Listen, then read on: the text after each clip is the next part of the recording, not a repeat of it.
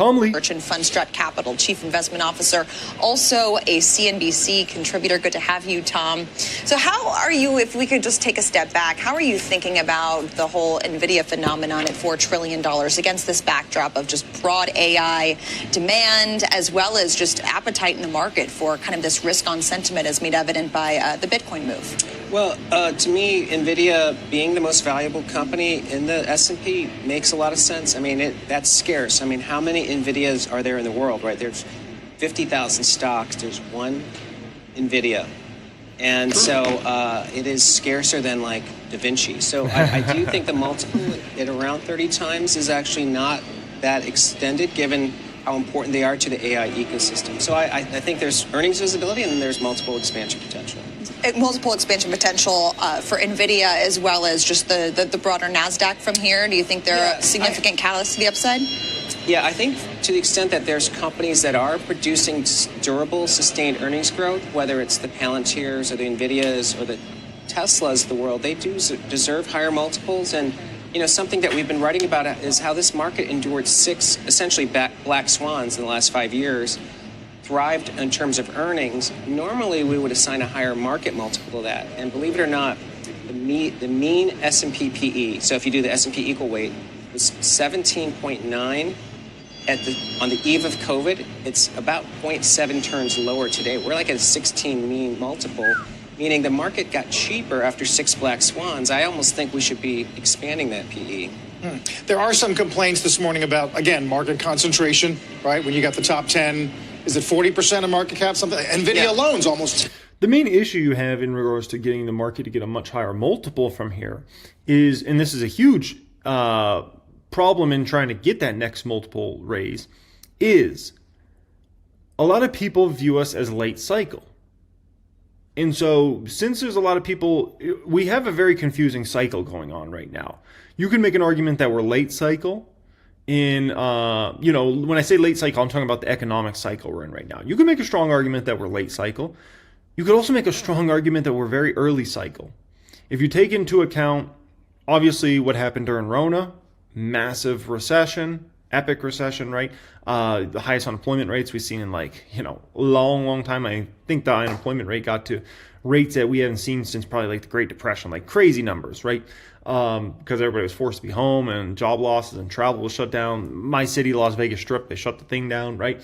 So that was kind of like a reset of the economy. And then you had the huge inflation bubble we had, right, which popped in 2022. So you could make an argument that that was like kind of like a double dip recession. They didn't call it a recession, but we had 2 quarters of negative GDP. There goes an Amazon truck too fast. But, the moral of the story is here, you can make a very strong argument that we're actually still early cycle in a new economic cycle. But you could also make one that we're late cycle in what happened in 2020 and what happened in 2022 was not like a big enough justifiable recession because it was kind of like man-made. Actually both situations were kind of man-made.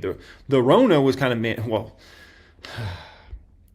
the shutdowns and everything, obviously that was man-made. You could make an argument that Rona itself was man-made. And then obviously what happened in 2022, that was man-made as well because of the shutdowns, the decision we made to, shut down cities all across the world, created all the supply chain shocks. Then we decided to then send massive amounts of stimulus money and do PPP loans and all that stuff that created a huge amount of, flush money in the system, which then creates a lot of inflation. That was man-made as well. So you say, I don't know, you can make an argument that, that wasn't, strong enough. We didn't actually have a big real recession.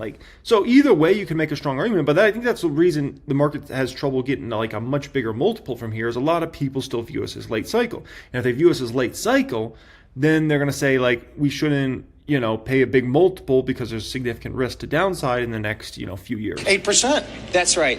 But then again, these exact companies are a huge share of earnings growth, So I think that the S&P is benefiting from the fact that it is sitting at the center of AI, which is a huge global driver of CapEx spending. It's going to help S&P earnings. And then the other piece is, of course, financial innovation, which is taking place. I mean, Circle and the cryptos have shown that that's another piece where there's a lot of earnings growth. And again, that's a growing share of the S&P. Tom, I wanted to spend a minute, if I can, talking about a company called Bitmine Emergent Technologies. You recently became chairman of that company, correct? Yes, that's right. I want to ask you a few things and just see if I've got this right. Now, the stock, I mentioned, it hit 161 very recently. It's been very volatile. Okay, I don't feel like talking about crypto at this point in time, but Tom Lee has a call for the S&P 500 to go to 6,600 by year end. We're in the 6,200s right now, which would mean considerable upside. How do you get there? How do you get to 6,600 before year end? It's actually rather simple. Earnings that are about to be reported over this next 4-week span here got to be good guidances. No black swan events between now and 4 months from now. Have the next good earnings season come in. You get to 6,600. That's not rocket science. Like, no, you avoid the black swans. Have earnings be good. You get there. Now, rate cuts and all that stuff, like that could even add a little more drama and flavor in there. But if you could just have no black swans, really strong earnings next few quarters, like you can get to 6,600 by year end. So it is possible, right? Hey, it's Jeremy. I hope you really enjoyed that clip here today. What you looking at in front of you right there? That's the 6-figure Hall of Fame. Do you want to see the next one? That's the 7-figure Hall of Fame. Now, that is my private group. Those are members of my private group that have scaled to 6 figures, multi-6 figures, 7 figures, multi-7 figures in their stock market portfolio. They say you are the average of the 5 people you associate with. If you're somebody that is having trouble finding other long-term investors that are focused on building their wealth over the coming years, finding like-minded folks, look no further than my private group. We've got a tremendous amount of people. We're consistently talking with each other, learning from each other, researching companies together, sharing news about our different companies, right?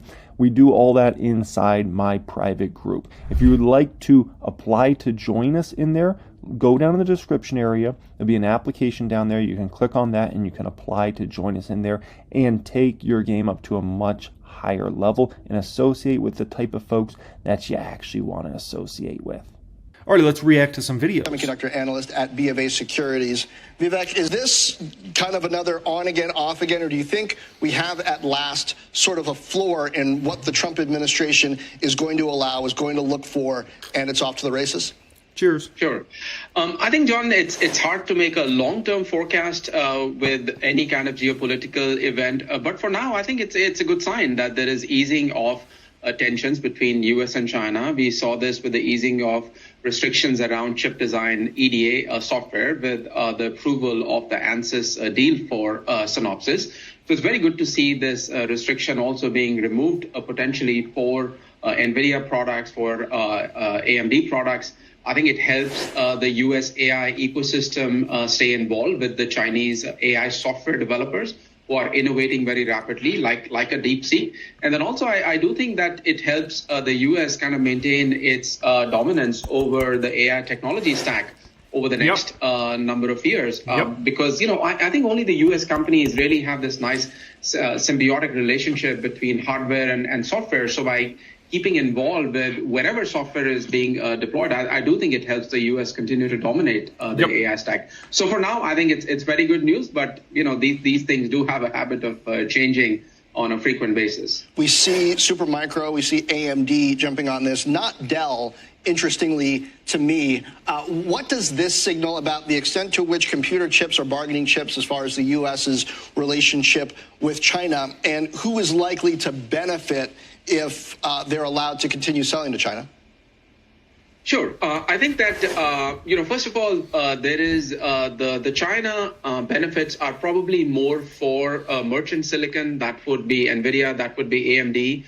But we might also see benefits flow across to the networking side. That is Broadcom, that is Marvell, to some of their chip design software suppliers, to some of the foundries, to memory. So there is kind of that broadening, of benefits. But to kind of put things in perspective, China is about 10 or 15% of AI spending today. We think if these restrictions continue to be at these levels over time, China's contribution to the AI capex is probably going to be only about 5 to 10%. But what is rapidly kind of taking that place is the spending that is being done in all these sovereign locations. Look at the spending that the Middle East is doing. I think that could far exceed the kind of spending that China might be doing in AI. US, of course, continues to spend. Recently, we heard Meta plan these multi-gigawatt data centers, Prometheus and Hyperion. Right, every gigawatt, remember, is a $50 billion of AI opportunity for the likes of NVIDIA. So we think that this benefits are spreading globally beyond China. So now, how do I feel as a Meta shareholder about, kind of news that came out yesterday? Zuckerberg talking about spending hundreds of billions, to create these infrastructures that, have nothing to compare it to. So I feel okay, but I really on this conference call need to hear about the revenue opportunities there. Like why are we spending several $100 billion? How much return on investment is there out there over the next 10, 15 years from something like this to make it make sense that we're spending hundreds of billions of dollars on this rather than just doing hundreds of billions of dollars of share buybacks or spending on something else, right? So he needs to explain that very well in this conference call. I think that's important. Now, next thing we got to talk about is where AMD stock price is headed, okay? Listen, this is very important. Since that April bottom, AMD is obliterating NVIDIA, and I've been pointing this out, right? At first it was kind of just, in together, but now AMD's just taken the mantle. Right. And, don't be surprised. You look at NVIDIA stock today, 107. You look at AMD, 155. Do not be surprised, folks, if AMD hits 200 first. You heard me right. Do not be surprised if AMD reaches 200 before NVIDIA reaches 200, even though it's been way behind NVIDIA as terms of stock price. Right. No. Look at the performance. AMD's up 98% since that April bottom. NVIDIA's up 77%. Both stocks have done tremendous, but AMD's clearly taken the mantle. And you can't say that for any other time period. If I was to pull up a 1-year basis, NVIDIA's smoking AMD. If I was to pull up a 5-year basis, NVIDIA's smoking AMD. And so if I was to pull up a 3-year basis, right, even a year to date, but since that April low, AMD's clearly taken the mantle, right? And this is just the start of this. And AMD is going to continue to steal away the momentum investors from NVIDIA, especially next year. Like, we haven't even got to that part yet. AMD hasn't even stolen. Keep in mind, this whole move by AMD is people buying in, it's funds starting to buy in, understanding AMD's got the next several years of exciting things. We haven't even got to the phase that's going to happen next year. In next year's phase, AMD begins to steal away the growth investors from NVIDIA. And they start to flock over to AMD because they're going to start to see the AMD growth rates, and they're going to look at the NVIDIA growth rates and they're like, oh my gosh, AMD's growing like 40, 50% revenues. NVIDIA's growing like 15, 20% revenues. We're talking next year, right? In some of those quarters. And they're going to be like, we're going over to AMD. That's where the party's at, right? And so do keep that in mind. That's going to be a whole situation. So AMD, next big thing is if they come in with banger guidance, which I think they're going to do, in a good conference call, you'll see that stock go 175 plus, okay? And then we'll be talking about the stock hitting 200 plus after that, okay? And then there's still all-time highs to break. Remember, the all-time high for AMD, I think, if I recall, is like 205, 210, maybe 212, something like that. So that's what AMD will be coming for next. Once it breaks all-time highs, and people are going to be talking about, we don't even know where the top is because there's going to be nothing you could relate it back to at that point in time. So even the technical traders are like up from here, right? And then they'll be talking. Then you'll have people that are really bullish on the stock starting to throw out 250 and 300 price targets, right? It's a whole game that's going to play out over this next, I would say, 12 to 18 months here, and it's just a step-by-step process. So next up is 175 to take out, and that's after earnings as long as that guide's a banger. I know. It also seems that a potential related benefit here is if you're a company that sells a lot into the region, into Singapore, and there might be controversy over where those goods that you're selling end up, is China getting a hold of them? This might take some of that off the table and perhaps some risk for you now.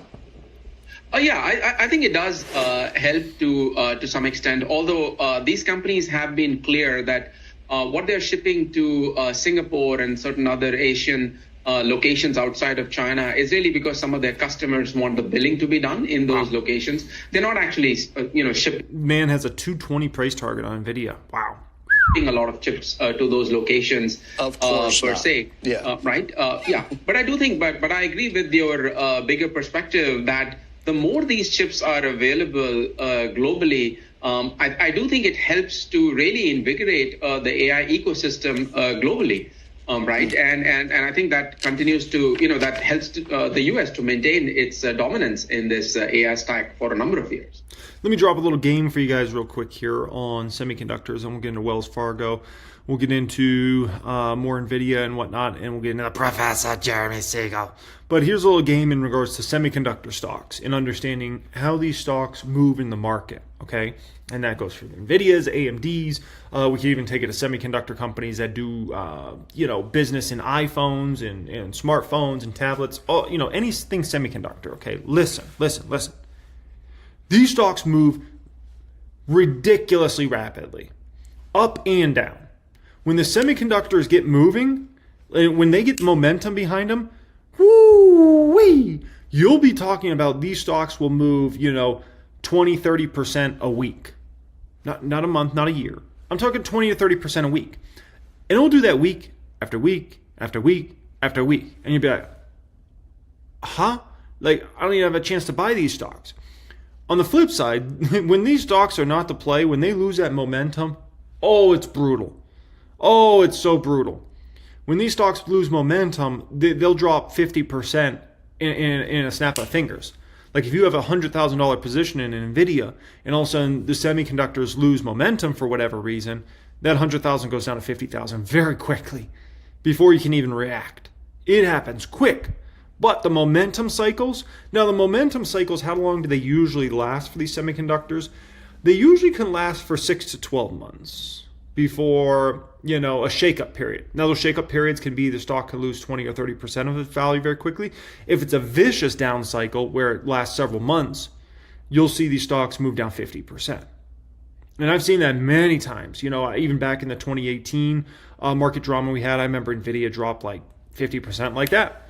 If I recall, in the 2020 crash, I think it fell 50% like that. In 2022, it fell 50% like that. And even if the recent high to the recent low that we reached in April, if I recall, NVIDIA fell 50%. So you got to understand, these stocks are the ultimate momentum moves. And when it's a party like you ain't ever seen before. But when it gets bad really quick. Like these stocks go 0 to 100 and 100 to 0, and it happens fast. So, whenever you feel like, semiconductors are the play, you've got to move into those stocks pretty darn rapidly. Like you don't have a year to build a position. Like you got, if you're lucky, a few months to build a position if you're right on your timing, right? And you don't have a long time to get out of semis if all of a sudden they're not in favor, right? But right now we kind of got coast is clear in regards to semis. It's just the airplane's taking off and we're just having a lot of fun now at this point in time. We're flying. We're still in takeoff mode, but pretty soon we'll just be drifting above the clouds, drinking champagne. And why is that? It's because you're getting confirmation that all these big techs are still going to be spending like crazy again next year, right? And you're getting confirmation that it's not like the economy is tanking or something where you feel like, oh crap, man, everybody's gonna have to cut back on their chip spending. Like, no. So party on. Wells Fargo down more than 5% despite reporting a beat on the top and bottom lines and notching their first revenue beat in a year. The company did cut its full year net interest income guidance. Joining us here straight off the earnings call and first on CNBC, Wells Fargo CFO, Michael Santomassimo. Mike, it's great to have you back on. It is that NII miss and lowered guidance, which caught the street off guard. Can you just explain why that happened? Sure. Thanks, Sarah. Thanks for having me again. Firstly, if you look at the quarter, again, as you pointed out, it was a good quarter in the sense of showing more progress on a lot of the investments we're making. You saw revenue growth in the quarter. You saw good expense control. We bought back, some stock, and returned more capital to shareholders. We announced an increase of the dividend. You saw good credit performance. And so, by and large, a pretty solid sort of performance. When you look at, what's happening with net interest income for the year, really the bulk of what we talked about is being offset in fees in the trading business. And so we brought net interest income down a little bit from what we talked about in April and largely offset in fees. And that's because we're seeing more activity in places like commodities and rates in some of our markets businesses than what we had assumed. So net not a big change relative to how much revenue we expect to earn, but the geography of it moves around a little bit because we're seeing good activity levels in the markets business. But is it also, does it say something about where the path of rates is headed? And so what's the good news from what we've heard from this so far that everybody should take away from this, right? Wells Fargo's doing great, which means the American economy's doing very well, right? Net interest income slightly missing there. That has nothing to do with like the economy or anything like that. Now, if Wells Fargo came out and missed their revenue or missed their EPS because charge-offs were really high and people were defaulting on loans and things like that, then we'd say, oh boy, economy, it's not good. There's nothing like that. It's just net interest income related, and it's a small miss from them. But they beat on revenue, beat on EPS. That's great. Relative to where your expectations are? Not really. When you look at what's happening with rates, and they missed their net interest income by $100 million. And sort of the change in rates, year to date, and the change in expectations that we've seen. Really, that really hasn't impacted net interest income much at all. Lots of different ups and downs across the balance sheet, but net, not a big impact. It really is this change in some of the markets business that we talked about, because the underlying trends that are driving sort of net interest income are pretty stable. We're starting to see a little bit of loan growth, maybe not as much as everyone hopes, but we're starting to see it. Deposit trends have been pretty stable. Deposit costs came down in the quarter again versus the first quarter. So overall, listen, folks. Okay, there's a big debate. Are we late stage or let me finish this off, and then I'm going to talk about this whole late stage, early stage economic cycle. All the core trends are pretty stable, and what we're seeing is some higher activity that drives, funding costs on the market side, but also you get paid in fees. I was going to ask you about loan growth, what the assumption there is, whether you're going to continue to see it rebound, and what's driving it. Yeah, in the consumer side of the portfolio, we're still seeing mortgages come down just a little bit, quarter on quarter. We do expect to see some growth in the credit card business as we go into the second half of the year. Some of that's just seasonal patterns that happen every year. We did see a little bit of growth in our auto portfolio as well in the quarter, so that hopefully that will continue as we look in the next couple quarters. And then on the commercial side is where we saw the more meaningful growth in the quarter.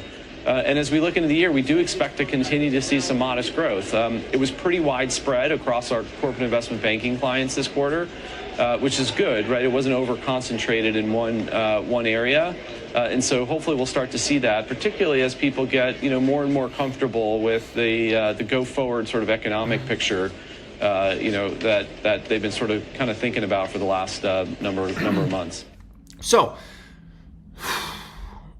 that's big, because there's this debate. Are we late economic cycle right now? Are we early economic cycle right now? Or are we, some people might debate that we're like mid economic cycle, right? But the real debate is some people feel like we're early economic cycle. Some people feel this is late stage, right? Here's the thing. We just heard the Wells Fargo chief financial officer state that they're starting to see loan growth. When you hear somebody say they're starting to see loan growth, does that sound like you're at the end of an economic cycle or the beginning of a new economic cycle? Ask anybody that's been through Economics 101. Ask any economics professor. If that's all you gave them for data, they'd say you're at the beginning of an economic cycle if you're starting to see loan growth. Because what happens is when the economy's, let's call it in a tougher spot, when the consumer's in a tougher spot, you don't see loan growth. If anything, it goes the other way, right? You see less and less loans because the economy is tougher, the consumer's in a tougher spot, so they're not as likely to go buy a new car. They're not as likely to go buy a new house. They're not as likely to go spend $10,000 on some new furniture, okay? When you're talking about starting to see loan growth, that sounds very early economic cycle. Like that's the type of stuff you started hearing like 2010, 2011, 2012 in regards to the banks started talking about they're starting to see loan growth again for the first time in quite a while, right?